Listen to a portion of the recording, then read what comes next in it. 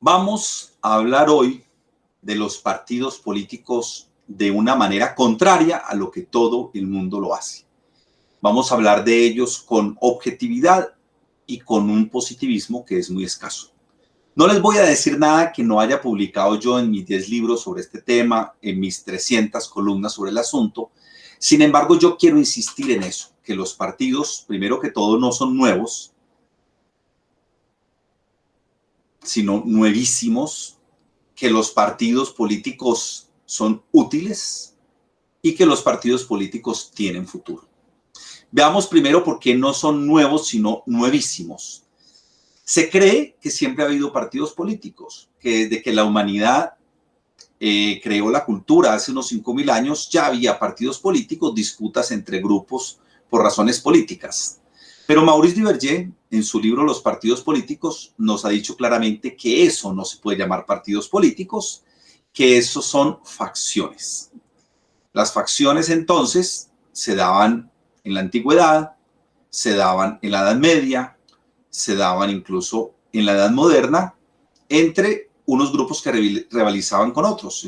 Por ejemplo, en el caso de Roma, las peleas que había entre los patricios y los plebeyos, lo mismo lo que vimos en los Tres Mosqueteros, entre los que eran más amigos del rey y menos amigos del rey, los papistas y los antipapistas, pero eso solo son facciones. Partidos políticos solo existen desde que existen las democracias.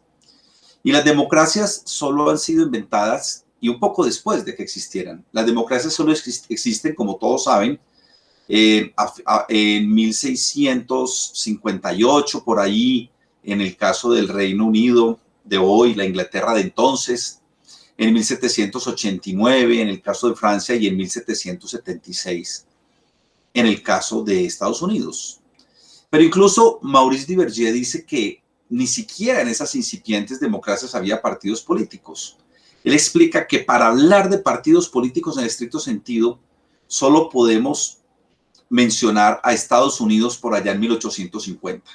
Así que son como 170 años que ha habido partidos políticos.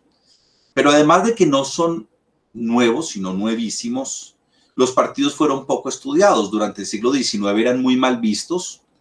La segunda parte del siglo XIX eran muy mal vistos. Se creía pues que dividían a la sociedad. E incluso cuando se empezaron a estudiar a principios del siglo XX, por Ostrogorsky y por Michels, se concluyó que eran malísimos, que los partidos eran unas especies de mafias solamente al beneficio de los miembros de los partidos. Así que los estudios de partidos tardaron mucho tiempo en desarrollarse, se dedicó la gente más que todo a elecciones. Por allá a mediados del siglo pasado, Duverger y otros personajes, otros politólogos y sociólogos empezaron a hablar de los partidos políticos y un poco más allá de la crisis de los partidos políticos. La crisis de los partidos políticos no es reciente. Los partidos políticos han tenido diferentes momentos de crisis, pero los partidos políticos, a pesar de eso, han sido útiles. Por ejemplo, después de la Segunda Guerra Mundial, gracias a los partidos políticos, tanto de izquierda como de derecha, se logró institucionalizar el estado del bienestar, en el caso de Europa y otros países. Los partidos políticos en un momento de la Guerra Fría entraron en crisis por diferentes motivos. La gente dejó de suscribirse a ellos, tuvieron competencia con otras formas de participación como los movimientos sociales y ya se anunciaba por allá desde los años 70, pero sobre todo en los años 90, Klaus von Bain hablaba claramente de los partidos políticos.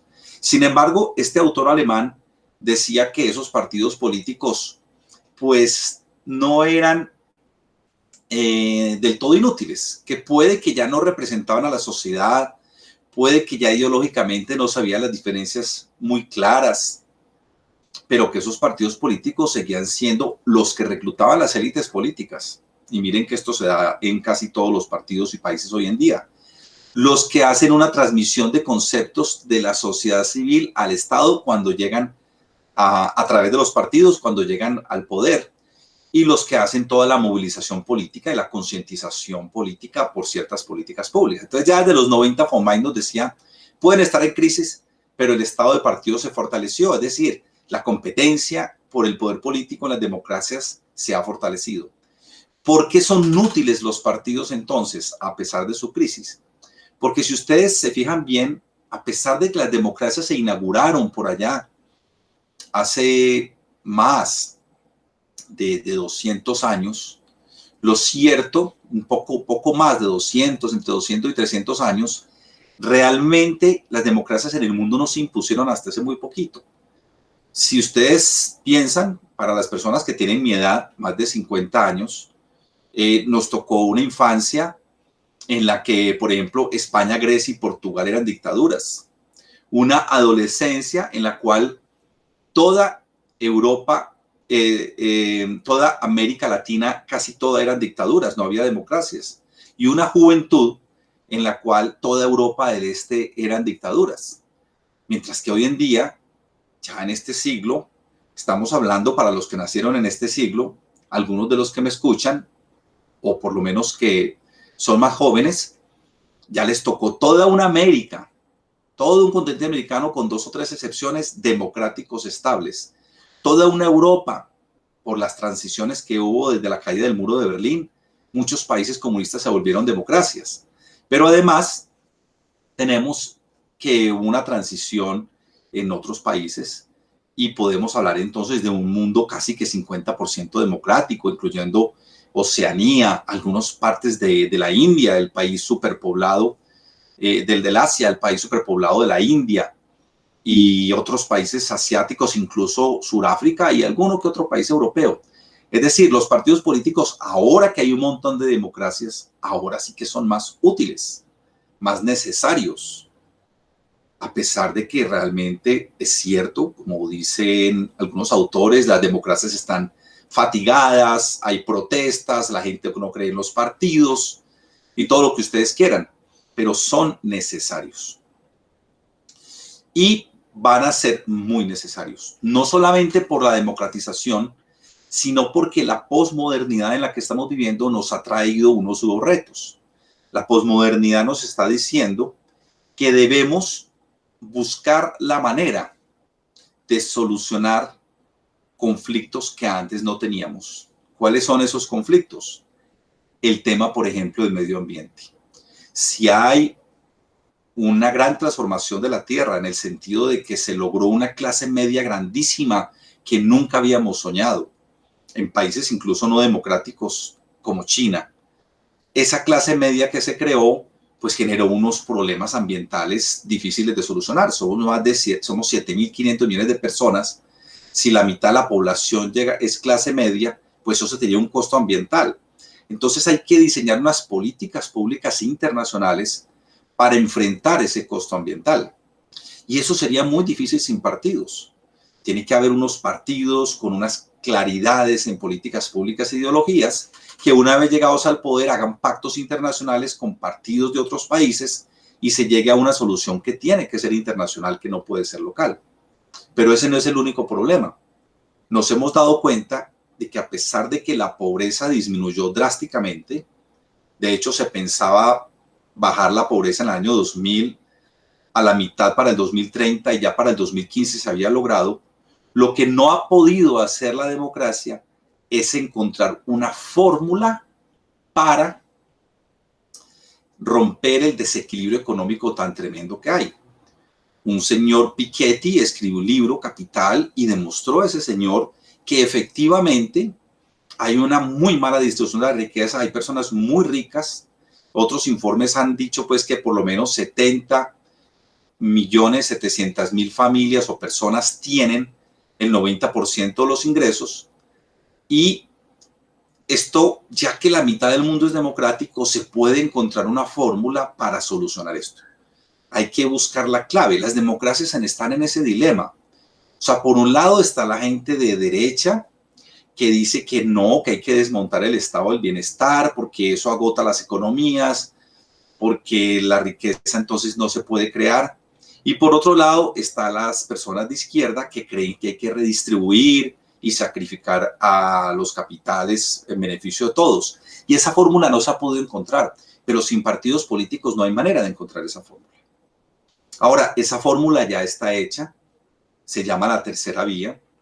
Esa fórmula la ensayó Felipe González. Felipe González, que antes era el camarada Isidoro, digamos que renunció al marxismo, hizo que su partido renuncie al marxismo y gobernó España, hizo un pacto con las élites burguesas y capitalistas para producir mucha riqueza y después distribuyó esa riqueza creando un gran estado del bienestar, y esa es la fórmula que están buscando las democracias ahora. O sea, cómo no caer en una dictadura de derechas como había antes, o en un neoliberalismo feroz como hubo en algún momento, pero tampoco caer en dictaduras de izquierda o en modelos de democracias, digamos, cercanas a un socialismo abierto, sino un equilibrio en el cual, al mismo tiempo que se permita a los sectores que producen el capital hacerlo con debidos controles, quede claro que una democracia, como dice Bobbio en sus libros, no se legitima por sí misma porque el contrato social nunca existió, sino que tiene que legitimarse, y no solamente por hacer el orden, sino que tiene que legitimarse también por tener una lógica de redistribución, no una socialización de los medios de producción, pero tampoco una libre propiedad como era antes. Entonces ese equilibrio, qué tanto capital, qué tanto redistribución, que es una pelea entre los partidos de derecha y de izquierda, es el que tienen que lograr los partidos. Un líder personalista que llegue al poder, pues va a inclinarse de un lado u otro y no va a lograr ese pacto. Y ese pacto hay que lograrlo en dos escenarios. Primero, hay que lograrlo en el escenario nacional. Por ejemplo, en Colombia nos tenemos que poner de acuerdo con esto. En Colombia tenemos que decir hasta dónde vamos a garantizar seguridad jurídica a los inversionistas nacionales y extranjeros. Y vamos a dar un largo plazo para eso, para que no se vayan los capitales y para que vengan capitales. Y porque esa estabilidad genera progreso. Pero también hay que decir que haya partidos de derecha o de izquierda, tiene que haber un plan de reducción de la pobreza y de equilibrio de las desigualdades al mismo estilo de que lo están haciendo otros países del mundo. Sin embargo, ese pacto nacionalmente tampoco funciona si no hay, digamos, un esquema internacional. Si las democracias gobernadas por partidos ahora de centro izquierda y de centro derecha, si esas democracias no llegan a esos pactos mínimos, y ese pacto mínimo dará mucho progreso, dará la tranquilidad de que vamos a seguir avanzando, pero que ese avanzar no es de manera desaforada, económicamente, crecimiento económico solamente, sino que eso tiene que tener dos ingredientes. Uno, la protección del medio ambiente, y el otro, la redistribución. Va a ser muy complejo esto, pero sin los partidos políticos nosotros no lo vamos a lograr. Entonces los partidos políticos no son nuevos, sino nuevísimos, fueron muy poco estudiados, están en crisis desde hace varias décadas, pero siguen siendo útiles y van a ser necesarios. ¿Por qué los partidos políticos aparecieron? Me preguntan siempre a mí en mis conferencias y en mis clases, para que podamos entender por qué son necesarios. ¿Por qué antes no necesitamos partidos políticos y ahora sí no necesitamos? La historia de la humanidad, como dice Max Weber en su libro Economía y Sociedad, fue una historia basada en la legitimidad de tipo tradicional. Quiere decir que las personas obedecían a los reyes, a los monarcas, porque creían que esas personas eran legítimos. Por supuesto, se imponían porque habían nacido hijos de un rey y tenían un ejército, o porque tumbaban un rey y se nombraban monarcas o líderes. A eso llama él legitimidad tradicional o legitimidad carismática. Pero ahí no había sino dos actores. Unos actores eran los reyes y otros actores eran los súbditos. Entonces las relaciones eran entre esos reyes o el rey en un espacio específico y los súbditos. La modernización nos trajo una transformación en ese sentido. A partir del Renacimiento y durante 2 siglos se empezó a buscar una fórmula para que el ser humano no sufriera el despotismo, para que entre los muchos problemas que la humanidad había tenido, se solucionara este. La humanidad en el Renacimiento se le prometió que se iba a curar de muchos de sus problemas. Se les dijo que los iban a curar de las enfermedades y más o menos eso se ha hecho, con excepción de lo que pasó este año. También se les dijo a ellos que de alguna forma se iban a evitar las guerras, y si ustedes miran en el mundo hay muy poquitas guerras en comparación con lo que han sido las guerras en la historia de la humanidad. Pero había un problema adicional, y era que los reyes, a pesar de que la gente creyera en ellos, pues eran despóticos. Y por lo tanto se fue buscando una serie de fórmulas para que no hubiera ese despotismo, para que no hubiera esa injusticia.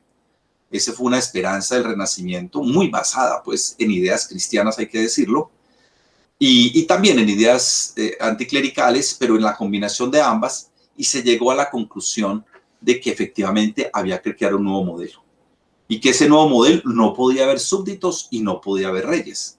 Entonces, ¿cuál fue el modelo que se inventó?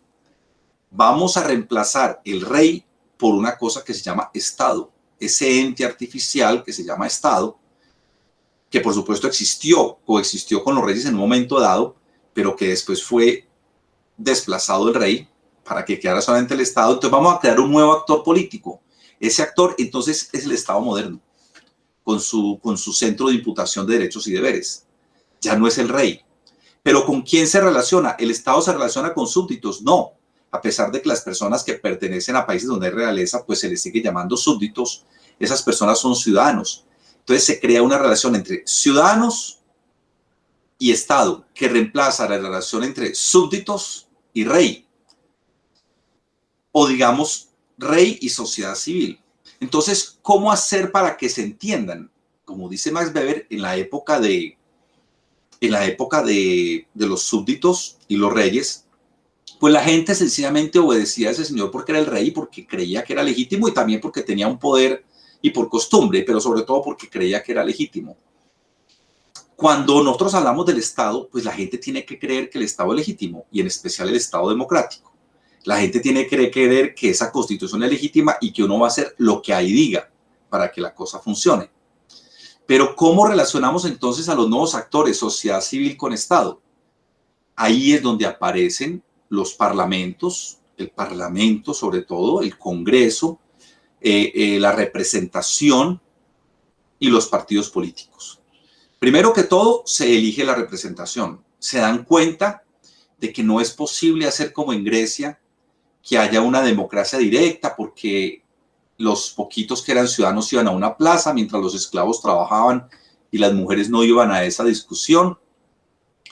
Y ahí decidían pues ese concepto democrático por unanimidad. Eso no es posible. Eso se demostró cuando se hizo la Constitución de Estados Unidos en 1789, después de la Guerra de Independencia de 1776.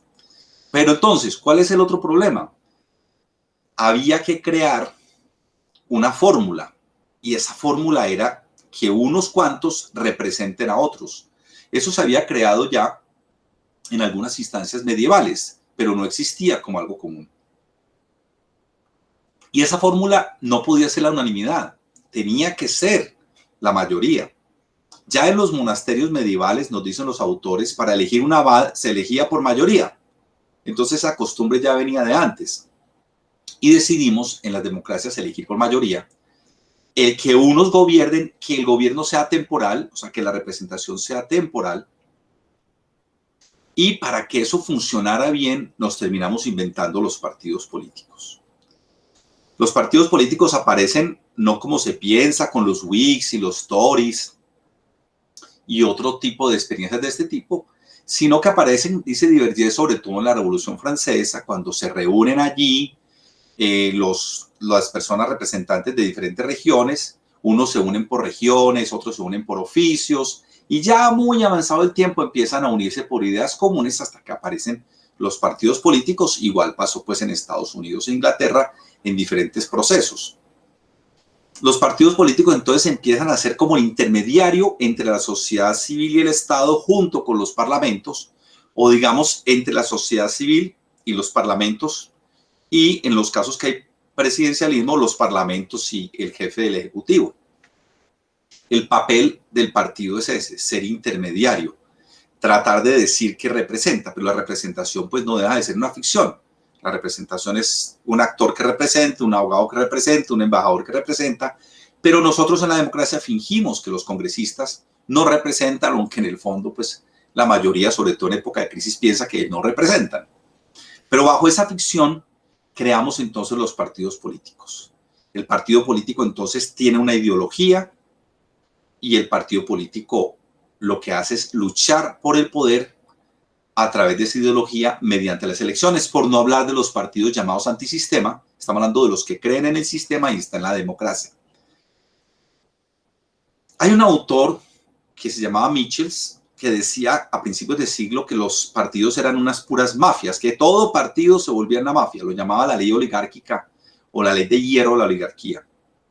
Sin embargo, por allá en el 82, Angelo Panebianco hizo un estudio y descubrió que Michels se había equivocado, que los partidos no se convertían en mafias, que los partidos sencillamente, como decían otras teorías de análisis sociológico de los partidos, eran unas organizaciones humanas.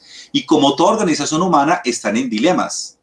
Entonces, dice este señor, el partido no está muy seguro si orientarse por lo que dicen los estatutos o orientarse por lo que los que están en el partido que mandan quieren hacer. Entonces, eso se llama un dilema entre el modelo natural y el modelo racional. Pero los partidos tienen otros dilemas. Los partidos no saben, por ejemplo, si deben darle muchas cosas a sus votantes para tener votos y a sus militantes para que estén ahí, o darles muy poquitas. Si les dan muchas, los acostumbran mal y eso se corrompe. Si les dan poquitas, pues se va todo el mundo. Entonces, este hombre nos habla de los incentivos colectivos y selectivos. Los colectivos es que usted se siente solidario con su partido, y lo van a ayudar en algún momento dado, usted se identifica ideológicamente, le dan, pero también hay unos incentivos selectivos, es que hay una gente que le dan un bueno, y digamos la verdad, y hay una gente que le dan unos regalitos. Entonces ese equilibrio es lo que hace que los partidos no sean ni ángeles ni demonios, sino que los partidos son compuestos por seres humanos que están en ese dilema. Y otro dilema muy importante para los partidos, que vale la pena mencionar el día de hoy, es el de la restricción de la libertad o la libertad total. Es decir, el partido no sabe si dejar que todos sus miembros hagan lo que quieran, porque pues es una democracia dentro de otra democracia, o restringirlos un poco. Entonces, claro, aparecen los veedores del partido y dicen, no, hay que restringir, pero también aparecen gente en el partido que dice, hay que hacer democracia interna. Entonces, ese dilema entre mucha restricción o poca restricción, disciplina y democracia interna es un dilema de los partidos. Eso está dicho desde el 82 y sigue ahí y están en esa situación. Los partidos tienen que resolver también qué tanto quieren incidir en la sociedad y qué tanto quieren ser como autónomos de las costumbres que existen. Es decir, autonomía o cambio. Ese es el otro dilema. Los partidos tienen que decir, bueno, yo voy a hacer adaptación, yo me voy a meter, yo voy a adaptarme al sistema, porque es que si no me adapto a perder voticos y voy a hacer más o menos lo que todo el mundo hace y voy a estar en una ideología que no sea incómoda para la mayoría. Y en ese caso el partido pues le va bien, pero como no se distingue por nada, pues el partido pierde adeptos. Lo mismo si el partido dice yo no me adapto, sino que yo quiero ser autónomo, porque yo quiero transformar la sociedad. Esto pasa mucho con los partidos de izquierda, también con los que vienen de la subversión y con los que no vienen de ahí, que dicen, es que yo no me quiero adaptar, yo quiero cambiar el sistema. ¿Y qué pasa? Pues que de pronto pueden tener unos fieles, pero no adaptarse les supone también que se pueden quedar fuera del juego político. Entonces los partidos políticos están en esos dilemas. No saben si adaptarse demasiado o tratar de cambiar la sociedad para poder ser característicos. Y como toda organización humana se mueven en todo esto. ¿Qué es lo que dice Panebianco? Él dice, vean, no es como Michels decía, que los partidos empiezan muy ideológicos, muy bonitos, con incentivos colectivos, y después los partidos se vuelven unas mafiecitas. No, lo que dice Panebianco es que esos partidos tienen se van volviendo eso, pero tienen momentos de ida y vuelta. Y eso lo vemos, por ejemplo, los partidos colombianos. Hay momentos en que el Partido Liberal estuvo en crisis, en la época de los 8 años de Uribe, y lo que hizo fue una constituyente liberal para ratificar su ideología, y ahí volvió el tema ideológico a ser más importante que el otro asunto. Lo mismo le pasó al Polo Democrático en algún momento, que tuvo una crisis. Cuando vuelven a su ideología, entonces, digamos que retornan a lo que se llama ese modelo racional. Y también le pasó al Partido Conservador cuando decidió que no iba a ser vergonzante con su concepto de orden y de riqueza. Así que los partidos sí están en crisis, como dice Panebianco, pero siguen teniendo mucha actividad y no hay quien más reclute élites en este momento. Los partidos, como dice von Baim y como dice Panebianco, los partidos sí tienen una serie de dilemas, pero ahí van tratando de resolver esos dilemas. ¿Qué pasa entonces, digamos, en el final del siglo XX y final del siglo XXI? Que los partidos dejaron de ser, como eran en Europa, una orden de militantes que iban desde la cuna hasta la tumba y que mucha gente se inscribía. Los partidos siguieron existiendo ahí, pero como sin mucha importancia, a pesar de que en el momento de una gran decisión electoral, ahí están los partidos, como sucedió en Estados Unidos. Finalmente, más que Biden, el que ganó fue el Partido Demócrata. Entonces hay excepciones, pero en general son los partidos los que ganan por mucho personalismo que haya en las diferentes democracias, pues los que compiten son partidos. ¿Qué podemos decir entonces del futuro de los partidos?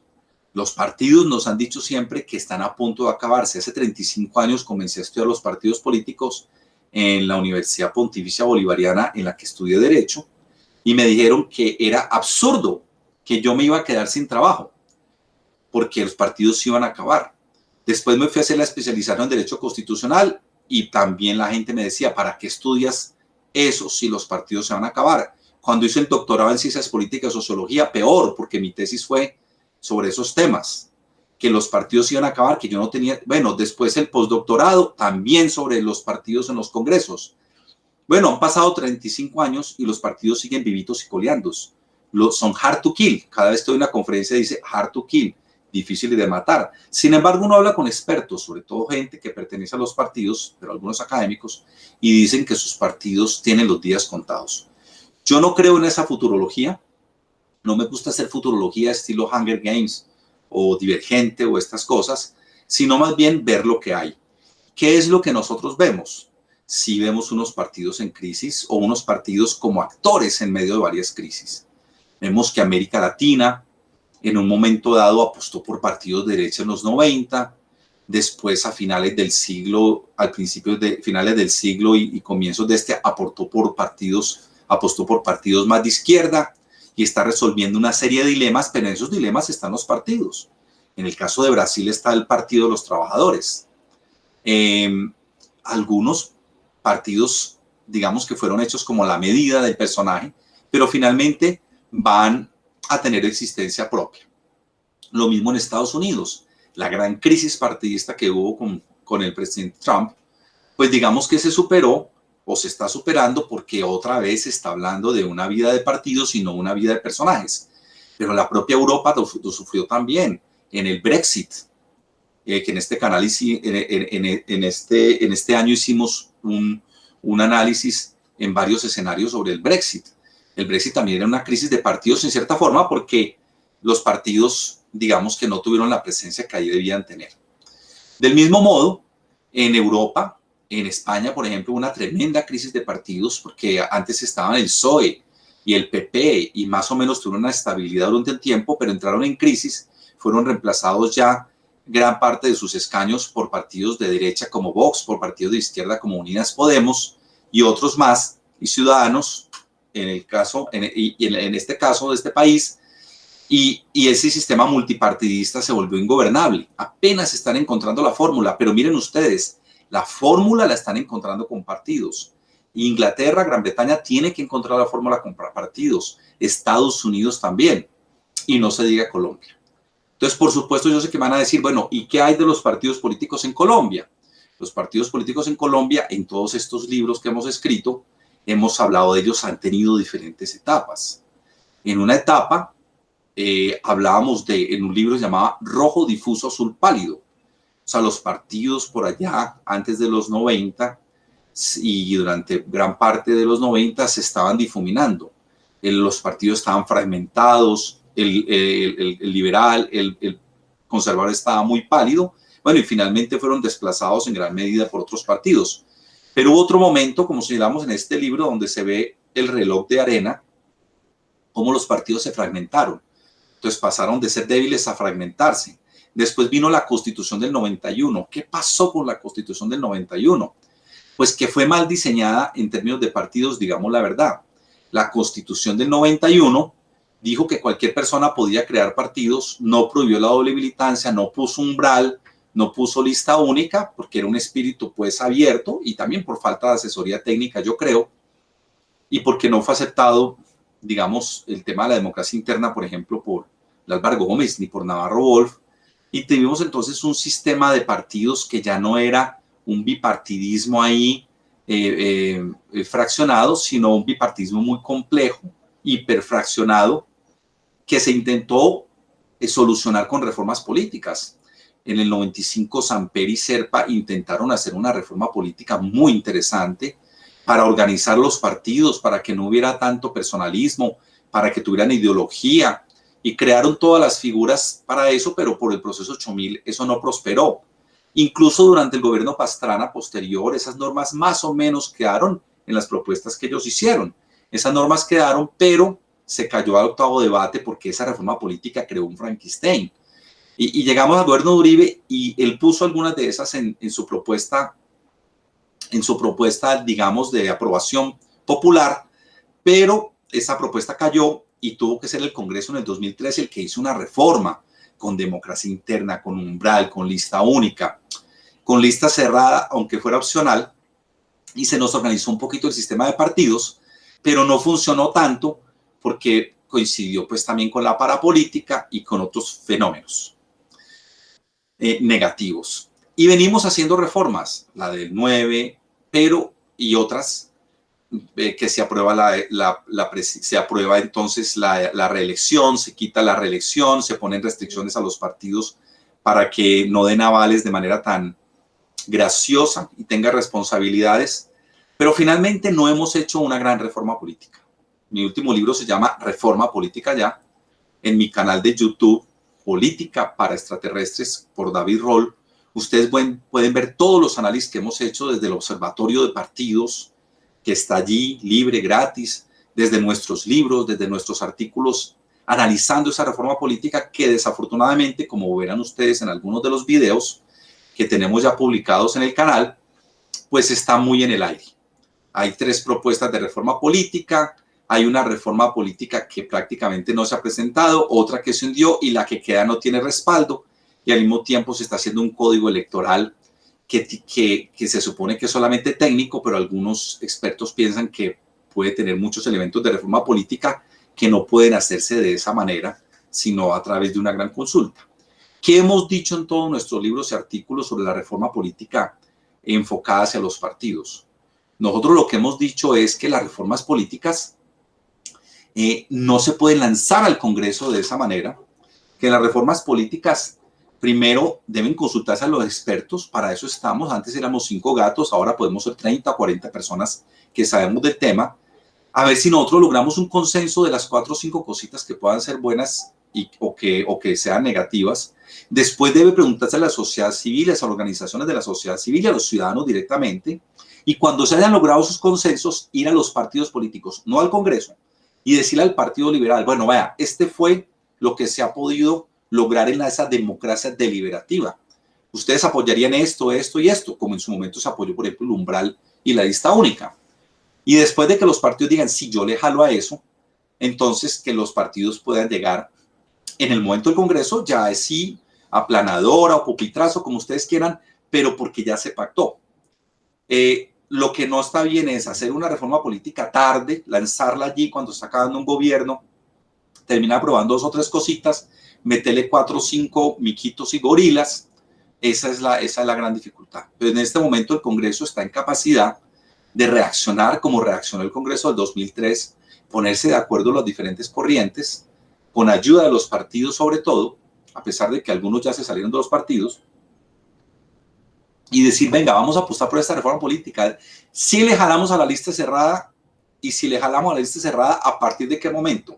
Pero si vamos a hacer lista cerrada, tenemos que imponer unas normas de democracia interna. Los partidos deben decir su voluntad de hacer democracia interna. Y por supuesto el tema de la paridad, que hay tanto consenso, de eso también se puede ir aprobando. Y otras cuestiones como el tema de financiación, pero nosotros creemos que debe haber este proceso, pero este proceso sin los partidos políticos no funcionan.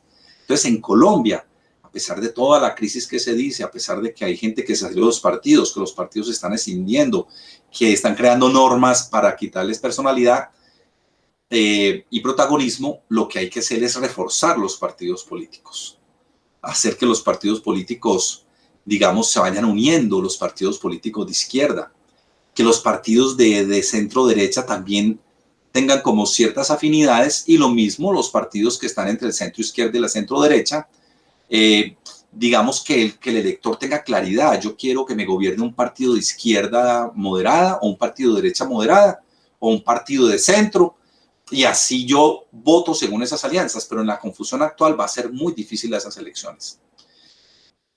¿Cuál es el papel entonces de las personas que pertenecen a un partido?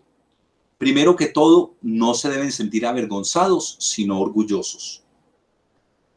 Ustedes saben que están rodeados de personas corruptas, que hay personas corruptas en los partidos y en los cargos públicos, pero el sistema no es en esencia corrupto, a pesar de que yo llamé en un momento dado a las democracias, por el tema de la financiación, democracias prepago, pero lo ponía en símbolo de interrogación.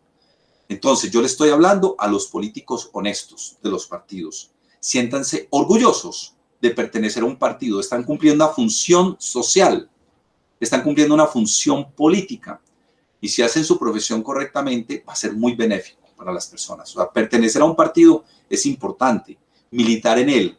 Es mejor que no estén en el carrusel, sino tratar de estar en la vida política, como lo hizo, por ejemplo, Horacio Serpa toda su vida. Pero no solamente eso, pensar, por supuesto que las personas quieren obtener influencia y tienen intereses y tienen deudas, digamos, de gratitud con grupos, pero pensar más en el partido que en eso. No descuidar las regiones, porque sabemos que las regiones es lo más importante para los partidos.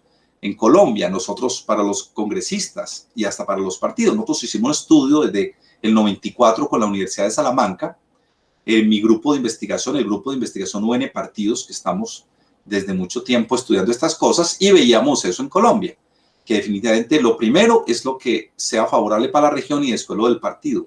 Pues bien, hay que tratar de combinar esas cosas y hacer que el partido tenga fuerza, hacer que el partido tenga presencia. Yo sé que hay muchos escépticos dentro de los partidos, pero el que es concejal, el que es diputado, el que es edil, y por supuesto mucho más el que es congresista, de Cámara o de Senado, debe saber que no solamente es un orgullo que esté ahí y está siendo útil a la sociedad, por supuesto, si no es corrupto, pero sobre todo que tiene un deber, y el deber es hacer que el sistema de partidos funcione, que su propio partido funcione. Y para eso debe haber democracia interna, debe haber disciplina, debe haber claridad ideológica, debe haber una burocracia bien estructurada. Y como dice otro autor que nos habla de los subsistemas políticos, Keith Meyer, nos ha hablado de los sistemas políticos, los partidos son varios subsistemas. Entonces, un subsistema es el partido como burocracia, esos que están allá en Chapinero. Otro partido es el partido en el Congreso, ese es otro subsistema. Otro es el partido en el poder cuando han ganado la presidencia. El Congreso y en otras organizaciones y en otros cargos electorales uninominales y plurinominales. Y otro partido son los militantes. Pero también en América Latina hablamos de otro subsistema que es las maquinarias. Entonces son varios, digamos, subsistemas, y lo que hay que tratar de hacer es que se relacionen bien entre ellos, que la relación entre el presidente del partido y su propio partido sea buena, que la relación entre el Congreso y la burocracia, los que están en el Congreso, la bancada parlamentaria y sea buena, que haya una agilidad en eso, y la relación de todos esos subsistemas con otros partidos, con el gobierno, con organizaciones de la sociedad civil y por supuesto con los propios ciudadanos. Muchas de las personas de mi edad pues están desanimadas porque llevamos ¿cuántos años? Yo llevo más de 35 años trabajando por la modernización del país, escribiendo libros sobre esto, como este que ustedes ven aquí, Inestabilidad y Continuismo, la reforma política y todos los que les he mencionado, y las cosas no avanzan al ritmo que uno quisiera, pero no se trata de tirar la toalla. Sobre todo, no piensen en lo que sentimos las personas de nuestra edad. Yo no creo, como dice mi maestro, que las democracias están fatigadas. Yo creo que nosotros estamos fatigados, los que hemos trabajado mucho en modernización, los que hemos escrito muchos libros. Hay una crisis entre el deseo y lo logrado, pero tenemos que entender que los seres humanos tienen un espacio corto de vida y las sociedades tienen un espacio largo. Entonces, uno quisiera haber visto los cambios. Yo quisiera que la reforma constitucional que yo redacté en 1995 para la Comisión de Reforma de los Partidos se hubiera sido aprobada y no hubiera que esperar hasta el 2003, pero no se dio. Y muchas otras cosas generan frustraciones permanentes. Estoy hablando de Colombia. Cada país del mundo tiene su dinámica y el mundo en general tiene que afrontar las cuestiones que les dije ahora. Y una de esas cuestiones que no mencioné, porque la quiero decir en esta parte, es la corrupción. Los partidos parecen la fuente de corrupción en el mundo y en Colombia, pero los partidos pueden ser la solución para la corrupción. En esto también hay que ser optimistas. Piensen ustedes que la tecnología va avanzando tan rápido que es probable, no solo imposible, no probable que en unos 10 años haya un software y unos algoritmos tan sofisticados que sea imposible la corrupción. Por supuesto, no esperemos a eso y hay que hacer lucha contra la corrupción. De hecho, hemos escrito libros. Yo dirigí una revista que se llama Sindéresis Anticorrupción y tenemos muchas iniciativas sobre ese tema. Pero entonces, incluso a nivel mundial, no solamente es el medio ambiente, no solamente es el tema de la redistribución de la riqueza, sino el tema de la corrupción. Eso es posible. Que las personas que tenemos más de 50 años de pronto no lo veamos, quizá, pero el hecho de que no lo vamos a ver no significa que no vamos a trabajar en eso. Y tenemos que trabajar los académicos, expertos en eso, los miembros de los partidos políticos en todos los niveles y de todos los subsistemas, pero también los ciudadanos. O sea, esto es una cosa que hoy en día por las democracias deliberativas no se hace sin ciudadanos y sobre esa nueva clase media grande que se creó con una capacidad de estudio.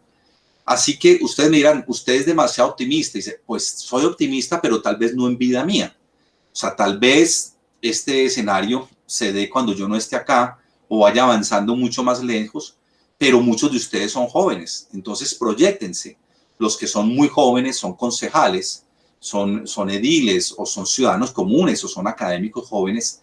No se dejen llevar por nuestro cansancio, sino que piensen que ustedes pueden transformar el sistema, que el sistema mundial se puede transformar, que así como la humanidad en cierta forma combatió las enfermedades, la pobreza, porque la combatió muy bien, y las enfermedades a pesar del tema del coronavirus, y combatió el absolutismo, porque inventamos esto, y combatió hasta las guerras mundiales, lo que parecía imposible en la Edad Media. ¿Por qué no podemos perfeccionar las democracias? Algunos me dicen, ay, pero me dejó, ustedes los mayores nos dejaron una democracia pues como muy endeble. Y la gente de mi edad pues debemos decir, lo decía un colega un poco mayor que yo, dice, yo ya hice lo que pude. Me decía, ¿sabe qué, David? Dígales que ahí les dejo la puta casa pintada, me decía este señor. Es decir, pues yo ya hice lo que pude. Entonces, la idea es, en este caso, no ser ingenuos, pero sí ser propositivos. Si usted está dudando en no participar como ciudadano en la política, no lo dude, participe. Si usted está dudando en dejar de militar a un partido, no lo dude, siga militando. Y milite bien, o incluso milite si no ha militado. Y sobre todo, si usted ya está en la política, usted ya es un concejal, es un edil, es un congresista, o está en la estructura burocrática del partido, o en la militancia del partido, no se desanime. Ese es el motor de la democracia. Se creó esas democracias, son muy jóvenes, no son tan viejas como se pensaban, son muy jóvenes, los partidos también son jovencísimos.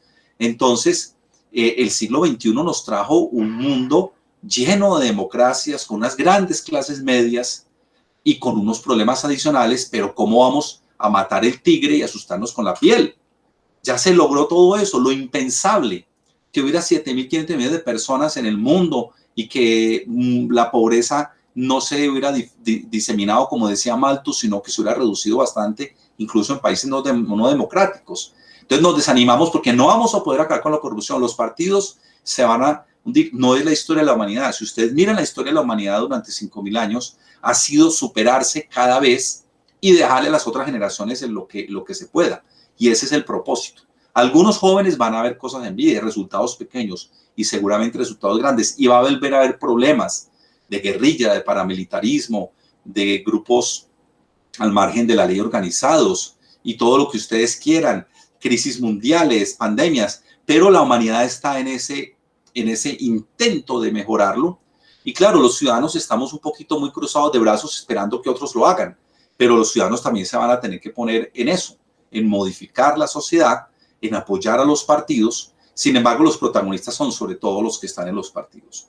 El que está en los partidos, el que tiene que llegar a hacer que su partido sea más dinámico, que tenga ideología más clara, que las políticas públicas sean específicas, que haya una cierta coherencia, que se conviertan las políticas públicas en actos, luchar contra la corrupción y buscar cómo solucionar no los pequeños problemas solamente de su región, sino los grandes problemas del país.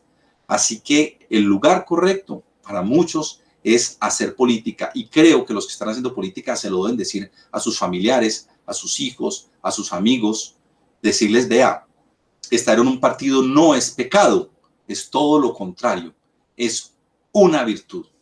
En síntesis, entonces, los partidos políticos no son viejos, los partidos políticos sí son útiles, los partidos políticos además van a ser muy necesarios y sobre todo, esto es un llamado a seguir trabajando por ellos. El que se vaya cansando se puede ir bajando del bus, pero no se trata de que esa persona le diga a los otros que ya el último que se vaya apague la luz. Eso lo debe decidir cada uno de ustedes y cada ciudadano en general, y yo los invito a no desfallecer en ese propósito. Muchas gracias, y no se pierda, para mayor complemento de estas conferencias, el canal de David Roll, Política para Extraterrestres, donde hablamos de gobernabilidad, de eficacia política, de partidos políticos y de muchos otros temas. Muchas gracias.